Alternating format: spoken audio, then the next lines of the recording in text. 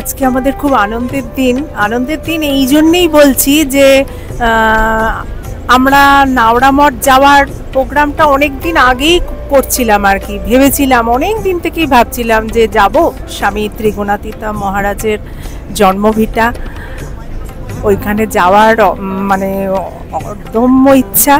তো যাই হোক, প্রথমে তো 4 তারিখে ঠিক হয়েছিল, মহারাজ বললেন যে না 4 তারিখে হবে না, তো 6 তারিখ ঠিক হলো। সবার সাথে যোগাযোগ করে এই যে আমরা আজকে যতজন যাচ্ছি না, আমরা কেউ কাউকে চিনতাম না, এখানে এই যে আজকেই প্রথম দেখা হলো, সবার সাথে কথা হয়েছে। যাই হোক, সব কিছু অ্যারেঞ্জ করে আমরা আজকে সবাই মিলে যাচ্ছি। এখন মানে প্রায় অনেকটা চলেই এসেছি, হয়তো আর 5-10 মিনিটের মধ্যে চলে যাব।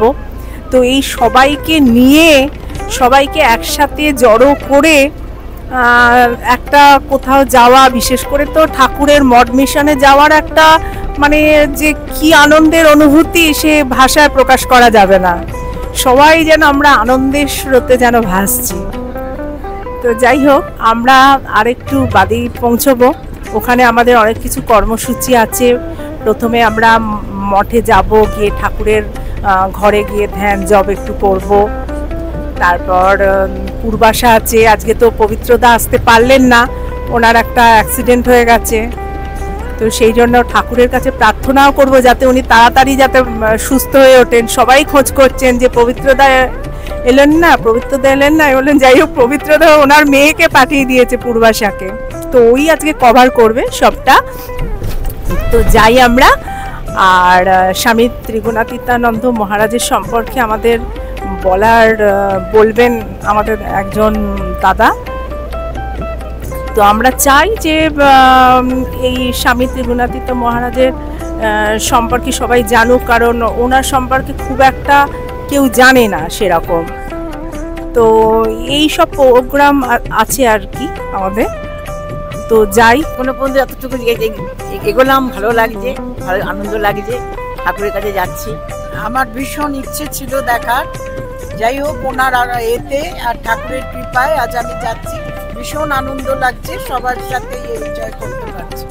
নমস্কার, আমরা আজকে যাচ্ছি স্বামী ত্রিগুণানন্দতীতা মহারাজের জন্মভিটাতে, যেখানে গড়ে উঠেছে পরবর্তীকালে রামকৃষ্ণ মঠ মিশন। হ্যাঁ, এটাই আমাদের প্রথম যাওয়া, এর আগে কখনো যাইনি আমরা, যেতে খুবই আনন্দ লাগছে। মানে 2-3 দিন যাবৎ খুবই উত্তেজনার মধ্যে ছিলাম, কখন যাব, কখন দেখা পাবো বা কখন প্রভুর কৃপা পাবো। যাই হোক, আমরা সবাই ভালোভাবেই পৌঁছে গেছি। কিছু কিছু সায়েন্স সিটি থেকে উঠেছি আমরা, আর কিছু এক্সাইড মোড় থেকে উঠেছি আমরা। উঠে আমরা এখন মন্দির তলা দিয়ে যাচ্ছি। এখন মোটামুটি আধ ঘন্টার মধ্যেই পৌঁছে যাব। হ্যাঁ, নমস্কার। আজকে 6 জুন 2025 আমরা আজকে যাচ্ছি স্বামী ত্রিগুণাতীতানন্দ মহারাজের জন্মভিটা। অ্যাকচুয়ালি জন্মগ্রহণ করেছেন উনি মামার বাড়িতে, কিন্তু সেইখানে একটা মন্দির হয়েছে আমাদের রামকৃষ্ণ মিশন থেকে তৈরি করেছে, সেইখানে যাচ্ছি। আর মোটামুটি আমরা সকলেই বাসে আছি।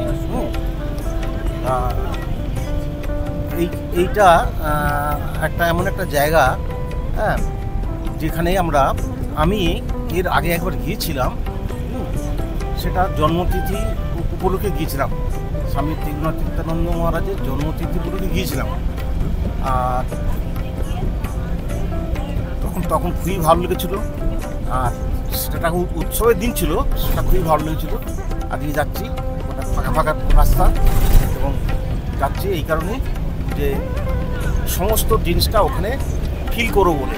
হ্যাঁ, ত্রিগুণাতীতানন্দ মহারাজ যে ওই জায়গা থেকে উঠে এসে বাবার সাথে কলকাতায় ছিল, তারপরে আমেরিকায় গিয়েছিল পরবর্তী জীবনে। নমস্কার, আমরা সকলে এখন নাওড়া মঠে চলেছি। প্রত্যেকেই অচেনা, কিন্তু মনে হচ্ছে সকলে আমরা একই পরিবারের। এই যে ঠাকুরমা কৃপা করে এই যে আমাদের যাত্রা, ঠাকুরের পার্শ্বদের ত্রিগুণাতীতানন্দ মহারাজজির জন্মভিটেতে যাওয়ার এই যে সৌভাগ্য, এই যে সুযোগ, মানে এটা ঠাকুরমার কৃপা ছাড়া কখনোই সম্ভব নয়। এই মানে অসাধারণভাবে আনন্দ হচ্ছে, এরকমভাবে সকলে মিলে যেতে পারবো। এবং যিনি কন্ডাক্ট করছেন তারা এত সুন্দর তার ব্যবহার, এত সুন্দর তার ব্যবস্থাপনা। আমাদের যারা বয়স হয়েছে কিংবা যারা আমরা একাকী যাওয়ার জন্য খুবই ভালো ব্যবস্থাপনা। এরকমভাবে যেন এই এটি একটি অত্যন্ত শুভ প্রয়াস। নমস্কার, আমরা চলেছি দক্ষিণ 24 পরগনায় নেওড়া মঠে স্বামী ত্রিগুণাতীতানন্দজির জন্মস্থান। খুবই ভালো লাগছে, সবাই সঙ্গে একসঙ্গে, এদের পরিচালনা খুবই ভালো। আজকে আমরা যাচ্ছি নেওড়া রামকৃষ্ণ মঠে। অনেক দিনে যাওয়ার ইচ্ছে ছিল, খুব ভালো লাগছে, শুরুটাই খুব ভালো হয়েছে। আমরা বর্ধমান থেকে আসছি, আমরা স্বামী স্ত্রী দুজনে আছি, চন্দ্রশেখর রায়চৌধুরী, রীনা রায়চৌধুরী। আমরা গন্তব্যস্থল আমাদের সেই নেওড়া রামকৃষ্ণ মঠ, যেখানে স্বামী ত্রিগুণাতীতানন্দ মহারাজ তার মথুরালয়ে জন্মগ্রহণ করেছিলেন, এবং তারপরে তার বড় হয়ে ওঠা এবং পড়াশোনা তারপরে কলকাতা শ্যামবাজার মেট্রোপলিটন মিউনিসিপ্যাল স্কুলে। পরবর্তীকালে তিনি ঠাকুরের সান্নিধ্যে আসেন, কথামৃতকার শ্রীমর সঙ্গে উনি এসেছিলেন দক্ষিণেশ্বরে, এবং তারপরে বরানগর মঠে উনি সন্ন্যাস গ্রহণ করেন। স্বামী বিবেকানন্দ সঙ্গে থেকে ওনারা ভাতৃপ্রতিম গুরু হয়। সেখান থেকে উনি উদ্বোধন পত্রিকার উদ্বোধন করেন, এবং পরবর্তীকালে স্বামীজি ত্রিগুণাতীতানন্দ মহারাজকে সান ফ্রান্সিসকো পাঠান, ওখানকার বেদান্ত সোসাইটির দায়িত্ব নিয়ে। সেখানেই উনি বেশ কিছু বছর অতিবাহিত করার পর ওনার দেহান্ত ওখানেই হয়। তো আমরা তাই ওনার জন্মস্থান, যেখানে নেওড়া মঠ, রামকৃষ্ণ মঠ স্থাপিত হয়েছে এখন, আমরা সেখানে যাচ্ছি সবাই মিলে, গ্রুপে 25-30 জন আছি। খুব আনন্দ, সবাইকে ধন্যবাদ, থ্যাংক ইউ। খুব ভালো লাগছে, তো সবাই মিলে যাচ্ছি, খুব ভালো ব্রেকফাস্ট পেলাম, খুবই ভালো লাগছে। অনেক দিন ধরেই ঘটকপুকুর যাওয়ার একটা ইচ্ছে ছিল, আর সবাই খুব মনোমতো সঙ্গীরা, সব সঙ্গী নিয়ে যাচ্ছে।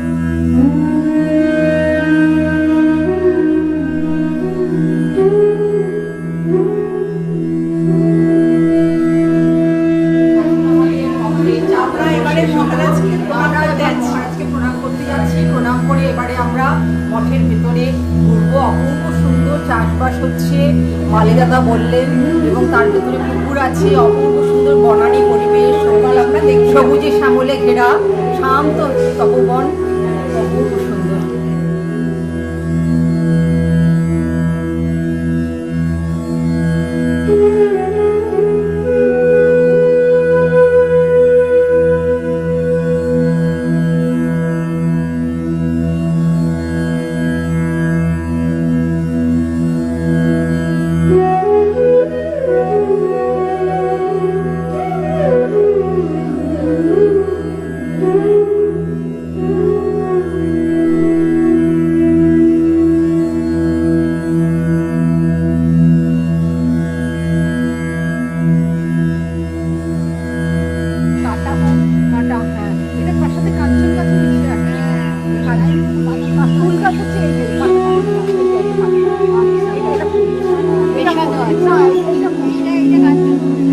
এটা কাঞ্চন ফুলে, এই কাঞ্চন ফুল তো খুব সুন্দর দেখতে, সাদা হয় বা গোলাপি হয়।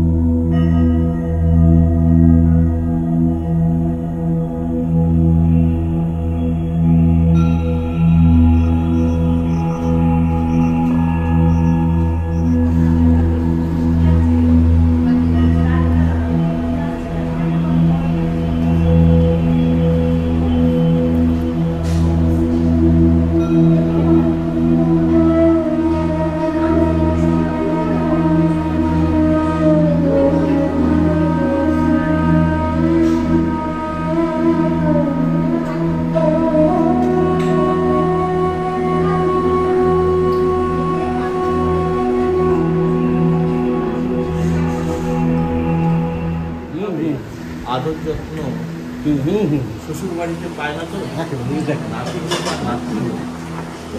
তাদেরকে সুন্দরভাবে এই জগতে নিয়ে আসা, মাকে যত্নে রাখা, ওটা শ্বশুর বাড়িতে হতো। তখন তারা কি করতো, আসন্ন প্রসব হবে বা 3 মাস 4 মাস আগে বাবা মার কাছে রাখতো। মা তো বাবা তো অতই তার কাছে থেকে যে আনন্দে ছেলে মেয়েরা আসবে জগতে, সে আনন্দ শ্বশুর বাড়িতে পায় না।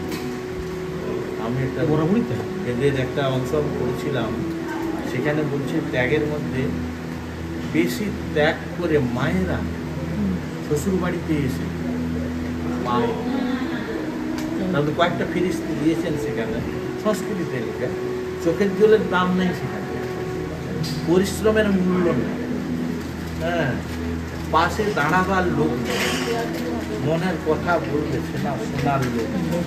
আমার সত্যি পড়ে আমার চিন্তা হলো যে দেখো কত ত্যাগ করে একটা সংসারকে তবু মা আগলে রেখেছি, কি সুন্দর কথা। তার জন্য বেদের প্রথম বলা আছে মা তুমি দেব, মাকে তুমি দেবতা জ্ঞান। এই কারণেই বলা হয়েছে যে ওর যে কষ্ট ত্যাগ স্বীকার করে আমাদেরকে বড় করেছে মারা, এ কম ত্যাগ নয়, জগতের শ্রেষ্ঠ ত্যাগ করেছে মা ছেলে মেয়েদের জন্য। আর সেগুলো ছেড়ে দিন, ছেলে মেয়েদের জন্য মায়ের ত্যাগ, কত বড় ত্যাগ কেউ করতে পারে, যে কষ্ট যন্ত্রণা। এই জন্য সেই সব মেয়েদেরকে বাপের কাছে মার কাছে দেখে দিত আগে কাটে। হ্যাঁ, এখন আর সেটা উঠে গেছে। এখন নিউক্লিয়াস ফ্যামিলি আমার 3 জন থাকুক আর রুটি ভাত থাকুক, একটা রান্না করতে। এখানে এই যে জিনিসগুলো দেখতে দিয়ে গেছে, সব ফ্ল্যাট পাওয়া, কে ফ্ল্যাটে চলে গেছে, কে সেই বিদেশে গিয়ে আর ফেরেনি, এরকম করে এখানে কেউ নেই। বৃদ্ধ বাবা মারা এখন যাওয়ার সময় হয়েছে, ঘরে অনেক ইউটেন্সিল, ফার্নিচার, এই ফার্নিচারগুলো দেবে কোথায়, দেবে কোথায়? দামি দামি কষ্ট করে সারা জীবনে বাবা করেছে, মা করেছে, খরচ করে সেগুলো তার প্রতি মায়া ইচ্ছা করে এমন জায়গায় দাও এখানে যাওয়ার 300 টাকাও দিয়ে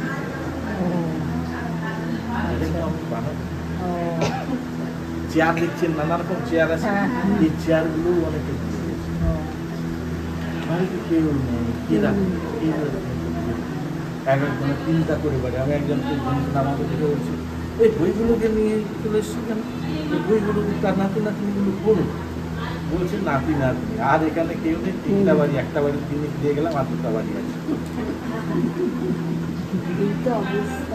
হ্যাঁ, এইখানে নামিয়েছে। আমার বইগুলো দেখে খুব কষ্ট হবে, কারণ আমরা তো আর সঙ্গী পাই না। যদি কারো বই পড়া অভ্যাস থাকে, বই পড়তে পারে, কত ভালো সঙ্গী আছে। এত ভালো সঙ্গী আমি নিজে জীবনে, এত ভালো সঙ্গী। তাকে যখন হাতে নিচ্ছেন, সে আপনাকে ফেলে দিচ্ছেন। আপনি একটু ঘরের মধ্যে থেকে একজনের সঙ্গে 2 দিন কথা না বলুন, তারপরে দিন সে তার মন খারাপ করে কোথায় অথচ আপনি কিছু করেন। এটা একটা ভুল। আমি 6 মাস করে বলুন ভাব, হ্যাঁ, আর এই ভাবকে জমাট বাঁধার জন্য ওই সাধু সঙ্গ তো আমরা পাই না সবসময়, ওই কিনে সাধু সঙ্গ। এর যে ভালো সাধু আনবে, সে কিছু চায় না, তাকে কিছু দিতে হবে, একটু তাতেই আপনার যা পাবেন তাতেই উঠে উঠে দিতে। এই জন্য গেছিলেন গভর্নর, তার গ্রুপে এসে জিজ্ঞেস করছেন, আমাকে একটু আমাকে সময় কখন আমাকে অল্প করে একটু ধর্ম বুঝিয়ে কিন্তু কি ধর্ম কি কিরকম কি একটা কথা একটা কথা মানে অল্প কথাই তিনি বলতে বলেছিলেন। বলছেন তাহলে আমি একটা ওয়ার্ডে বলি, মানে হ্যাঁ তাহলে সেটাও বলছে রিয়ালাইজেশন। ওখানেই থেকে স্বামীজি নিয়ে এসছেন রিলিজিয়ান ইজ রিয়ালাইজেশন। তুমি সব জিনিসটাকে উপলব্ধি করে ওই জন্য ঠাকুর বলছি কি কেমন করতে পারে, বোঝাতে পারবেন না। বই পড়ে আপনি কি পেলেন, মাথা তখন থেকে বসে আছে ওই বইটা বুঝে আর তার জন্য কোনো কাজ নেই, কিন্তু ও কি পাচ্ছে, কি দেখছে, কি ভাবছে, এটা তো কখনো খুলে না। এই জন্য এরকম কথা বলছে। এই জন্য ওই স্বামীজি ওই কথাটা ঠিক করে